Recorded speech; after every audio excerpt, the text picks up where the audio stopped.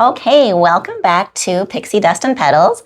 I'm your host, Tamina, and today I'm super excited to be joined with my special guest, Judith Klapik, here in Stettler. And now, Judith, tell us a little bit about yourself. Okay, just a little spoiler alert. She's a therapist. And I'm super excited because I'm going to ask her the questions that we always want to ask, but we never ask. So tell us about you. Well, first off, I'm a mom and I'm married to my partner for 25 years this year. Wow. So I have 3 kids. And I decided, I have a history with the mental illness and working with the mental health industry. And so I decided to go back to school to get my Master's of Arts in Counseling Psychology. And then I decided when I was done that, so for about a year, I opened up JC Mindscience Counselling, which is, I do in-person in Stettler, and I do virtual across Alberta, Saskatchewan, and BC. Wow, okay, yeah. So I'm a registered clinical counselor and a counseling therapist with Alberta. Oh, wow. Oh my gosh. Like, okay, when you do something, you do it all the way. Yes, I do. Which is hilarious. Okay, so because I'm the same way, because my husband always says when you put your mind on something, you don't just do it, you nail it. Yeah. Right? You just don't stop until you've got it. So what I'm loving about your name, the JC Mind Science. Mind Science. So yeah. JC Mind Science is, I feel like you might be a lot the same as me in the fact when I started my meditation business, I thought, okay, well, now I'm a meditation teacher. But I'm not going to actually tell people because they're going to think it's woo-woo and weird. So I'm just not really going to say a lot. But as I was taking my training and talking, all my classes, there was some in neuroscience. And the more I understood the brain and why meditation worked, the more I know, I'm like, well, I can teach people this. If I can say, if I'm just not saying this is woo-woo, it works, trust me, which is what I thought to the point when I learned stuff. Right. But I wasn't willing to talk about it. But now I'm like, no, I can tell you what's going on in our brain. So with your JC Mind Science, it's already kind of telling people that you're looking at the science of what's going on in our brains. Yes. So, yeah. Yeah. And that's one of the core things. My undergrad is in biochemistry. So there's so many things that affect our mental health, like genetically, biologically, right, how the brain functions. And so when I'm sharing something with you or asking you to do something, I'll explain the why behind it. Why are you feeling this way? How did these patterns develop? Right. And so a lot of my therapy, practices, I'm a little more directive and sharing the science part of it, right? Right. And I remember you doing that with mindfulness. And even in my master's, we learned about mindfulness and how it can be beneficial for our brain and how the neurons that wire together, fire together, right? Yes. And so how important that is. And that's part of my practice is teaching people those mindfulness skills that I learned from you. Yeah. Okay. Yeah. So Judith came to classes, oh gosh, how long ago, Judith? Like 8 years ago? 9 years? Well, because you started classes in Forestburg. I'm going to say it's like 12 or 15 years ago, actually. Like, it's got to be more than 8. It's a lot. Yeah. It is a lot because I guess I've had my cabin for over 10 years. Yeah. So yeah, it's been a hot minute. And you came to classes at the cabin, which was really cool. And we were just having a conversation before we turned the camera on about how you were coming to the classes in Alliance. And I can't remember how many people were in that class, but there was several. Yes. I can't remember how many. Yep. But one night I was going to class and it was just Judith that showed up and we waited and we're like, well, where's everybody else? And we decided to go ahead and start anyway. And in my mind, I'm like, well, why isn't everybody here? And as soon as I kind of thought that thought, it was like, because Judith is supposed to be the only person here today. And everything happens for a reason. And we had the best conversations that night. It was pretty darn cool. Do you know that I kept the You Are More Than Enough paper? Oh. And I have shared that with like my peers and what impact that had with me. And when I was having to do the testing to pass to be a counselor, I would have that piece of paper right by there. Really? Yeah. And I had it and I saved it and it would remind me so that you had an impact on where I am now. Oh my gosh. Okay. Well, that's a lot. Thank you. Oh my goodness. Yeah. So for those of you who've been to my class, you know exactly what she's talking about. But if those of you who haven't been, what I did with every class that was like, 4 or 8 weeks long, at the end of it, I would tell my little story about how I became a meditation teacher and how I was going to chicken out at the last minute. And my girlfriend sent me a text and said, "You are more than enough." And so when I decided right from my very first class that at the sessions I was doing, that the very last class of every session, I was going to give everybody a little piece of paper that I ripped out of my journal that said, "You are more than enough." Yeah. And that's pretty cool because I do hear a lot of stories. Or I even went to the banker one time and I saw her little note on her shelf in her office, and I'm like, and if that's just a little jump that people need, that's a little bit of pixie dust. That I love that. Yeah, it's a little bit of sparkle. So when you see it next time, you'd be like, "There's my pixie dust." That's right. I love that. Okay, but what I want to do is I want to talk to you. We're going to talk about 3 things that you would like people to know about therapy. And maybe I might even interrupt you and ask some questions if I'm thinking of something that people don't ask, but they want to know. That's what we want to talk about. Okay. But what would be the number one thing that you would want people to know about therapy? Just to kind of take some of the phantom, the mystery, the scariness out of it. I think number 1 is it's okay to shop for a therapist, right? So a lot of people, vibe is important. A lot of our pain or struggles that we have is relational. That means other people have hurt us. So it's really important that we feel safe in that relationship with a therapist, comfortable opening up, good vibe check, right? Yeah. And sometimes when people will start therapy, I had a really bad experience with a therapist. That doesn't mean you were doing therapy wrong. It may have been you and the therapist weren't the right fit. Maybe that therapist style wasn't your style. So there's no right or wrong way to do therapy. You just need to find someone, and that can switch throughout therapy as well, your process. Maybe one therapist was good for this point in your life and now you need a different type of therapist. Okay, I love that because I was in therapy 20 some years ago, a whole different part of my life, but things weren't working and I was actually suicidal. Like it was a really dark time for me and I'm like, screw it.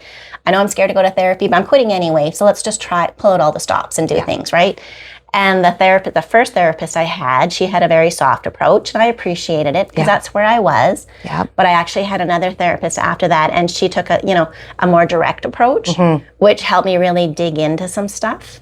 And so it was necessary. Like I outgrew 2 therapists and even in there too, I went to see a minister and he gave me his wisdom. But the important thing is to only take out the things that worked for me. Because sometimes somebody would give me advice and it didn't sit well or it didn't resonate. And back then I was a lot more naive. And I'd be like, well, he said I should do this or this is the way it should be. And should, I don't know, even that word should, it's like stop shoulding on yourself.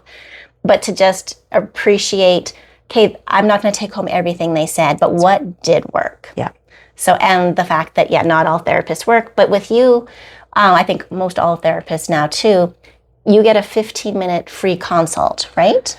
That's right. Most therapists I offer phone and video because for some people talking on the phone isn't enough to check that vibe. Right, so I offer a video as well. And I've had some clients even come into my office.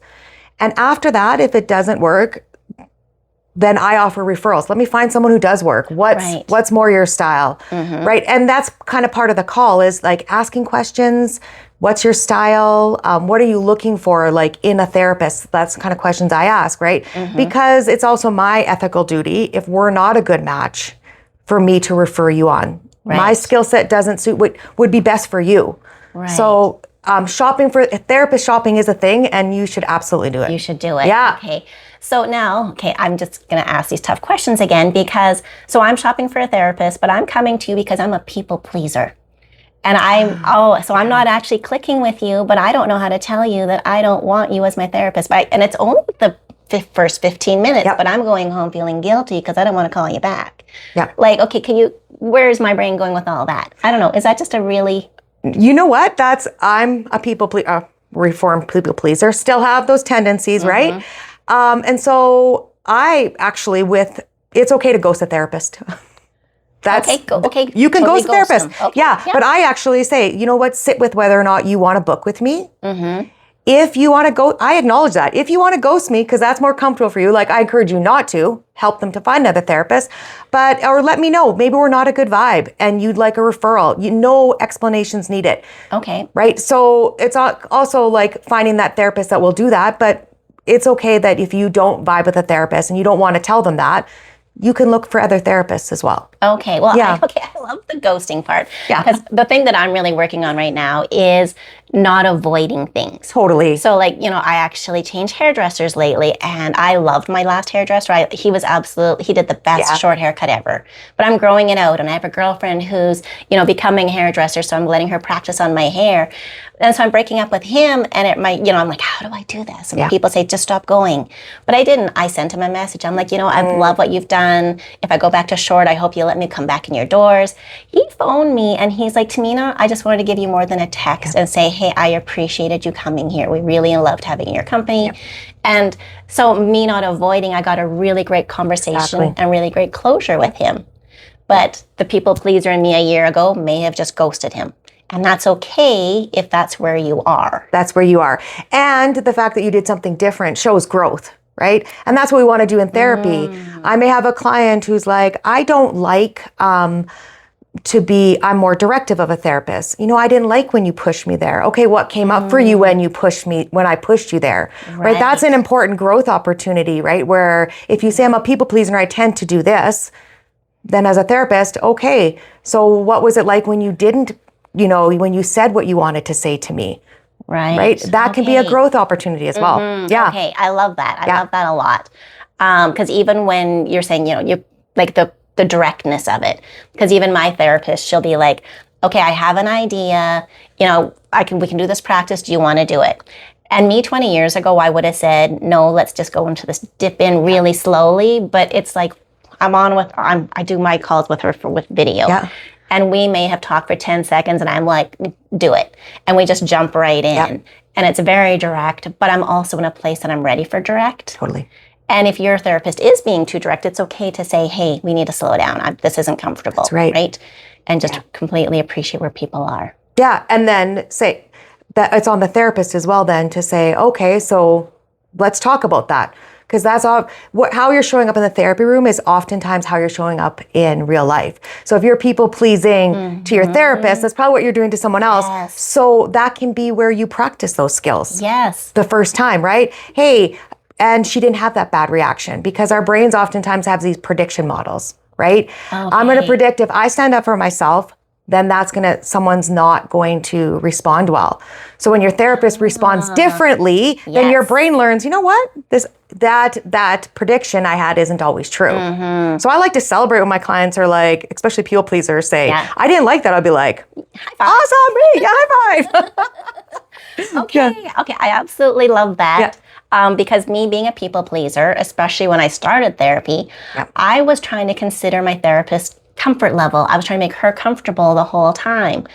Where once I got past that, I'm like, this is the playground where I get to be more direct. Yes. And then, we actually do a lot of role playing too, where, she'll pick this person I have in my life that might be really difficult and then I'm being myself and it's hard. But it's neat to be able to have that space to be direct and there's no judgment. Yeah. So yeah. Okay, what would be something else you would like people to know about therapy? I think the other one, I kind of had written down 3, but this one just came up to me that I think a lot of times people think therapy can be hard work and it can bring up a lot of emotions. It can bring up sadness and grief. So Chris and Neff calls it backdraft, right? When you see all the conditions that were put on for love when you were a child, that can bring up a lot of sadness and anger. Oh, okay. So like when you're talking about, trauma, there's like there can bring up a lot of grief. So with every type of therapy, it's going to be hard work. There's going to be uncomfortable moments where it's like, didn't like that. It's not at the end of every session, we want to help regulate you, but we also want to move you forward. So we're going to have to be looking at places where maybe you didn't feel comfortable looking before in that safe environment, in a different environment with somebody who's not trying to tell you, oh, get over it. Oh, it's okay. Right. It's not like that anymore. So therapy is a collaborative process, which a lot of people don't realize. It's like, hey, where are we going to go next? What are we going to do? But a lot of my clients, especially I work with trauma with EMDR, it's a type of therapy. I explain there can be a lot of things that come up and bubble up and memories that bubble up, right? And some people, there's like, when is a good time to do that? Am I ready to do that? Am I feeling I'm in a good place in my life to do that, right? Yeah. Okay. So, you brought a couple of things in my mind there. So you're talking about, it is uncomfortable. And almost always, I have a good friend who I kind of keep in touch with it's like the person that I go to talk to, right? Yeah. And almost after every session, I'm just got another brain massage because it feels like somebody heard me. Somebody actually heard me, and it feels so good. But there's also the therapy hangover sometimes. Because sometimes, you kind of process it. Like yesterday I had a session and we got into some stuff I wasn't expecting to. And I literally I had the luckily, I spent the rest of the afternoon sitting on my deck with my flowers, not with my phone, not with anything, just sitting with my dogs, and did nothing for the afternoon because I needed to sit with it. And a lot of it made me fluttery and happy and free. But another part was like, wow, oh, and a lot of the feels came afterwards. But my clear takeaway from the therapy hangover is that I've now shifted. It's almost like you need the hangover to shift into the new, clean, clear space to live a freer life is my take. What's your take on that? Yeah. And I think as a therapist, we have to be mindful, do you have the tools to deal with the anxiety or the emotions that come up? So my job as a therapist is to assess where you're at. Do you have the tools between sessions to make sure that you're feeling supported, that you can manage those emotions, right? Right. So I think it's Anthony Machado says, new paths are not made by wishing, they're made by walking. Oh, I like that. Yeah. But we need to before we start the new path, do we have the tools we need, the support systems we need, in order to create that new path, because it's hard work. Oh, okay. Yeah. Oh, I love that, because even my support is texting my girlfriend.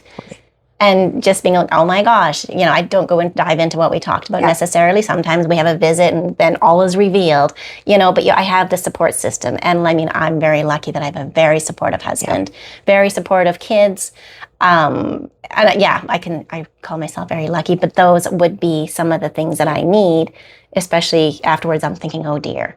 And my husband, I don't know, he kind of ticks me off sometimes because he's very insightful. Yeah. And we don't necessarily dig into what I've talked about, hardly ever actually. But when I do say something, he says something really insightful, and I'm like, man, you weren't even there. Thank you. That's what I needed. I needed that, and I appreciate that. But how do you just snap, come up with this insightful stuff without doing the hard work that I just did? Right. Yeah. Yeah. So and that brings back to the right person at the right time, and whether you were ready to receive that, right? Right. And that shift for that, right? Yes. Yeah. Yes. Okay. Do you have a third thing for us? How are we doing? Oh, we're doing great. Yeah. Okay.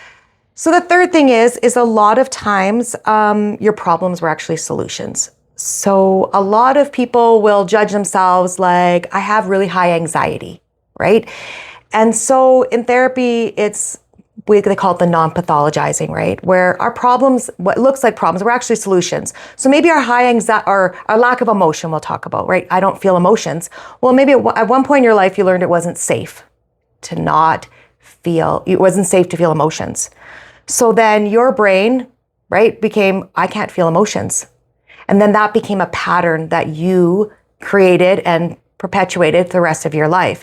And then you'll come to therapy and be like, you know what, I can't feel emotions. And they call that I work with coherence therapy, implicit learnings. So we have these implicit learnings where what we learned, we'll call, for example, if you're riding a bike, first of all, you learn how to ride a bike, and then it just becomes a habit, right? Yeah. I learned how to ride a bike. That's an implicit learning. So in therapy, especially in coherence therapy, I bring that learning. Where did you learn that it's not safe to feel emotions. Oh, right? Yes. Because that was a protective mechanism for you. That helped you, right? Because maybe it wasn't safe. Maybe your parent, got mad at you. Right. And you wanted to keep that connection to your parent. Maybe in school, the teachers mocked you or kids mocked you, right? And so that you're at a different point in your life, that anxiety, it can build, right? Our brains are pattern detectors that we keep those pathways that we talk about, right? It likes to see the same pathway. It likes, okay, I don't want to be hurt like that again. Right. So I'm going to make sure that I don't feel that emotions. And then that becomes this habit that we formed or this way and so that's kind of why I work. We get stuck in those patterns. Yeah. Okay, I'm loving it. Okay, so obviously we're not going to keep you guys here forever. Yeah. But I love the things you came up with. But what we kind of ended on here with you talking about that kind of leads into, would you call it modalities, like the different, because we could dive in when you just said, where did you learn that? And I think I read on your bio that you have taken IFS training. Yes. In internal family systems. And that's something that I do a lot in therapy. And I've actually taken a couple courses of my own on it. And it is something, it could be a whole conversation in itself. Totally. That I'd love to maybe possibly have one day. But you also do, what was the other one? EMDR? EMDR. Like, just tell us what EMDR stands for in just a tiny little. So it's eye movement, desensitization and reprocessing. So what that is oftentimes we have trauma, those memories get stuck with our emotional part of our brain, our amygdala. And so with EMDR, we use eye movements to bring up that memory, that emotional part of our memory, that charge to it. Okay. And then we use eye movements to tax our working memory so that we can decharge that traumatic memory, and then help our brain to reprocess it and file it back into a file folder. So what often happens if we have trauma, we'll have this amygdala, it'll have an emotional charge to it. And you consider it almost like it's floating around in our brain versus some memories are filed properly into like a file folder. Okay. But those traumatic memories are just floating around. And so what happens is then we'll bump into them and we'll get triggered by them. We'll be like, why does that bother me so much? Right. So in EMDR, we're intentional about bringing the memory up that's charged with emotional part, the amygdala part of our brain, that fight, flight, freeze part of our brain. And then we're doing some eye movements to help our brain to naturally heal. So, wow. Okay. So, it's a very complicated, which is like, I encourage you to actually go onto the EMDR that you can look at. My website has a link to that as well. But it is very intentional about how a lot of times the traumatic memories, they don't get filed properly into our brain. So we will learn, we'll have something happen to us and we'll learn the world isn't safe, rather than that situation, I didn't feel safe. Right. Okay. Yeah. See, that's something I wouldn't mind digging in with you on another podcast possibly, because I've never done the EMDR at all. And I've seen it in lots of places, but here again, it's like, I think I want to know the science, because I'm like, you're moving your eyes around. That doesn't make sense to me. I don't understand how that works. Where maybe we can dig in and talk about why that works and what's actually going on in our brains. Like this morning, I was listening to a little video about having a cold spoon in your freezer and putting it behind your ear. And it helps if you're feeling really agitated, that it just calms you down. And I'm like, how the heck does that work? Yeah. So it's neat things like that where you're like, well, that seems silly, but we can actually explain the science behind it and what's going on to make sense, so that you'd be like, okay, I'm not intimidated by what those letters are or what the situation is. Yeah. So, okay. And that's one of the things with your therapist is asking, what types of modalities do you use, right? And does my presenting issue, how then would you help me with my presenting issue, right? Right. Because some therapists, right, it's with the trauma, there's certain types of trauma therapies that are considered more work better towards that. And there's some where it's like, you know what, I'm a thinker, I like the homework. You might want to go down that road. Right. Yeah, so there's a bunch of different, they call them the alphabet soup, but really the most important thing is that you find a therapist that works for you and is willing to work with you to find a way to help you get towards your goals. Yeah, I love that. Okay, so when I think about a month ago, I was talking to my therapist and I said, I'm really glad you're my therapist and you've helped me so much and you've really helped me see things differently, but you are the exact kind of person I would choose to be my friend. But you can't be friends with your therapist. Yeah. Which is good, because even we talked that through, and I'm like, no, I like our dynamics and I would never want that to change. And she was explaining how we can't be friends. Yeah. Not in a rude way, but in a way that it changes all the dynamics of the relationship, right? Yeah. But we are friends. You're not my therapist, and I get to talk to you about That's stuff. right. And I honestly, some therapists, we want to, sometimes we like our clients, and as though our friends, we think about that as well too, because you get to like your clients, you have that relationship. It's a two-way relationship, right? Where I care about my clients even outside of, I think about them. I think, how can I help them? I do research to figure out what is the best way to help them. And we do care about our clients. Yeah. Well, awesome. Yeah. Okay, well, thank you so much, Judith. I hope you guys enjoyed this interview as much as I did. And I look forward to possibly new endeavors with you, and just kind of digging into some different things. And also for you guys that are watching, if you have some questions, feel free to message. Like, if you don't want to put them in the comments, that's fine, but you can message me and I can bring them up next time, and we can, ask the questions that we don't want to say out loud. Yeah. Sort of thing. So. Yeah, I love talking about therapy and the brain and science. So, yeah, I apologize if I got a little too technical there, but I do love it. And I know you love it too. Yes. So, yeah. And I won't be, you guys are like, that was technical. I'm not afraid to ask the questions to dumb it down. Perfect. Like, I don't know what you meant just there, Judith. Like, can you slow the bus and break it down? Awesome. More? I think we're a good pair then. I think we are. Okay, well, thank you guys for joining us here today. I hope that maybe you feel a little bit of pixie dust landing on your shoulders, and you just have a little bit of sparkle going into your day. And thanks for joining us. And thank you, Judith, so much for joining me. Thank you. I look forward to more. Yay. Okay. Bye, everybody. Bye.